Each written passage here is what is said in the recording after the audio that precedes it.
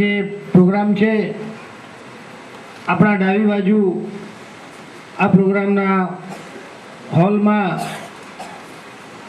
અહીંયા તમે કેટલાક કોને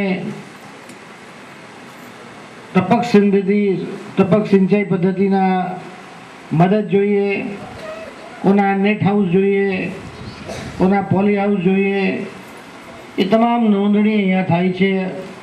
એ નોંધણી તમે આજના દિવસે ચોક્કસ કરીને આ કાર્યક્રમને પૂરું કરવું જોઈએ। જે બહેનોને આપણા હરીફાઈની અંદર છોકરાઓને લાભ અપાવ્યા છે, એમને ઇનામ મળ્યું છે, એ તમામને અભિનંદન આપું છું। અને જે પ્રગતિશીલ ખેડૂતો પોતાના કથા અને ગાથા તમારે સમક્ષ મૂક્યા એ તમામને પણ મારે હાર્દિક અભિનંદન છે। કેમ કે આ લોકો ડાંગના જિલ્લાના પ્રતિષ્ઠા, પ્રતિભા, ડાંગને ઓળખવાની એક સરસ ઉપાય આ લોકો અપનાવ્યા છે।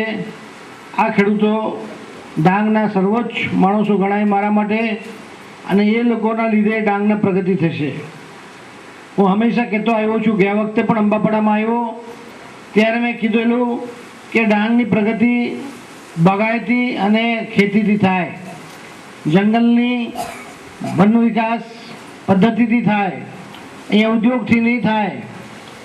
બાપી જેવી આપણા અંકલેશ્વર જેવી આપણા પરિસ્થિતિ નથી કરવી જેમાં પાણી બગડે, હવામાન બગડે અને રોગ અને લોકો માંદા થાય। અને હમણાં આ વર્ષે આ ખેતીવાડીની જ્યારે કાર્યક્રમ ચાલે છે, હું તમને પ્રશ્ન પૂછવા માંગતો હતો કે જ્યારે તમને ભૂખ લાગે ત્યારે ફક્ત 2 નાગલી તમે લો, જ્યારે ભૂખ નથી લાગતી ત્યારે અડદ દાળ કે નાગલી તો ખાવાનું નથી। એવી રીતે તમારા જે છોડ છે, જે ખેતી છે, એને જેથી જરૂરત પડશે પાણીની તો એને ભેજ આપો। પાણી એકદમ રેડી નહીં આપવાનું, વધારે પાણી એને ઉપર નાખો એને પેટ બગડે, આપણા પેટ બગડે ને, 2 રોટલી કરતાં વધારે ખાઈએ, 7 રોટલી ખાઈ જઈએ શું થાય? માણસ મરે નહીં, પણ એ માણસ પચાવી શકે નહીં, એ માણસને જરૂરિયાત નથી। 2 ની ચાલે તો કેમ 7 આપવાનું? નહીં આપવાનું। એવી રીતે છોડ પણ, ખેતી પણ, બગાયતી પાક પણ એવા છે કે જેને ફક્ત ભેજ જોઈએ, ટપક જોઈએ, 2 ટપકથી એને તરસ સમજી શકાય, એની ભૂખ મટી શકાય। તો એને શું કામ આપણા પાણી પાઇપલાઇનથી આપવાનું, એકદમ ભરી દેવાનું? એનાથી ફળ નહીં વધારે આવે, કદાચ અડધામાં આવે।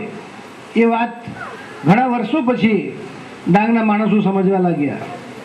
એવી રીતે જ્યારે પણ તમારે કોઈના ગર્ભવતી હોય ઘરમાં, યા ગવાણ હોય પેલા ગાયના, ત્યારે એને વધારે ખોરાક આપવી પડશે।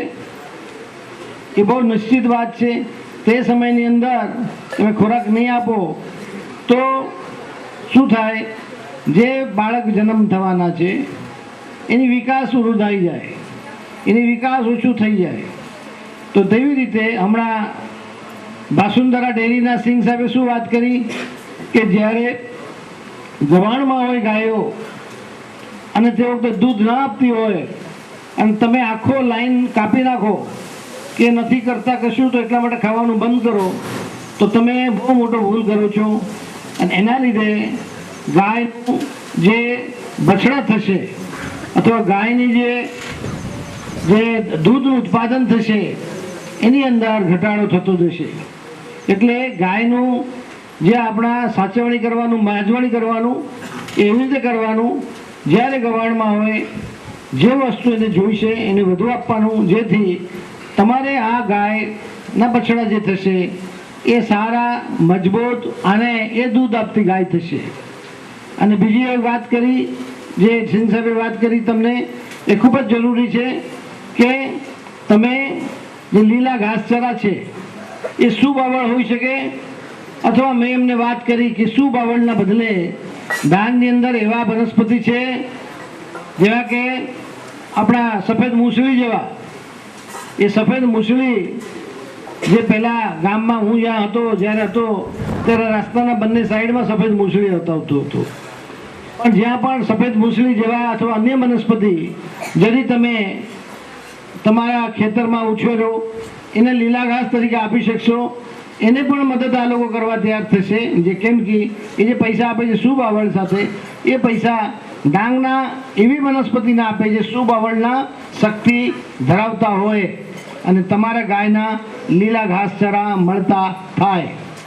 જે પ્રગતિ આ ગામની અંદર થયા છે, તમામ ગામોની અંદર છેલ્લા 10 વર્ષમાં ડેરીની અંદર મને લાગે છે ડાંગના ખાસ કરીને બહેનોને આપણા ખરેખર પ્રણામના યોગ્ય છે.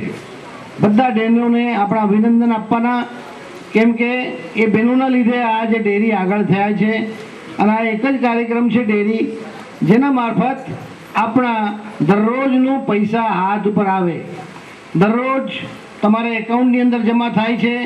દરેકના પોસ્ટ ઓફિસ અથવા બેંકની અંદર એકાઉન્ટ ખોલાઈ ગયા છે. કોઈ વચ્ચે પૈસા લેવા માટે પહેલાં જે લઈ જતા હતા કે હું તમને અપાવીશ, મને 10 રૂપિયા આપો, 15 રૂપિયા આપો, એ બધું જતું રહ્યું. તમારા બેંકની અંદર ખાતું છે, ડાયરેક્ટલી જમા થાય. પોસ્ટ ઓફિસની અંદર ખાતું છે, ડાયરેક્ટલી જમા થાય અને એ પૈસા તમારા હાથે રહેશે અને તમને ડેરી આપતા થશે. પણ એક વસ્તુ છે, હું તમને બધાને બહેનોને કહું, લંબાપાડામાં મેં એક યોજના મૂકી છે એમના સમક્ષ ડેરીમાં વસુંધરામાં.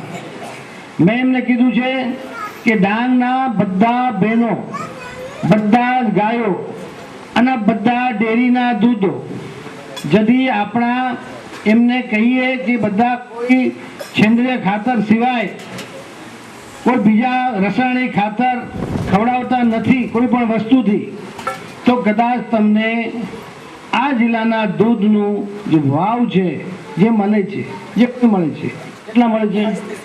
5 રૂપિયા મળે છે. એ દૂધનો ભાવ તમને 30 રૂપિયા ઉપર જશે એક સાથે. પણ મહેનત કરવી પડશે. જે હમણાં ખેતીવાડી અધિકારીએ વાત કરી કે આપણા રાસાયણિક ખાતરથી આપણે ભાગીએ, દૂર જઈએ.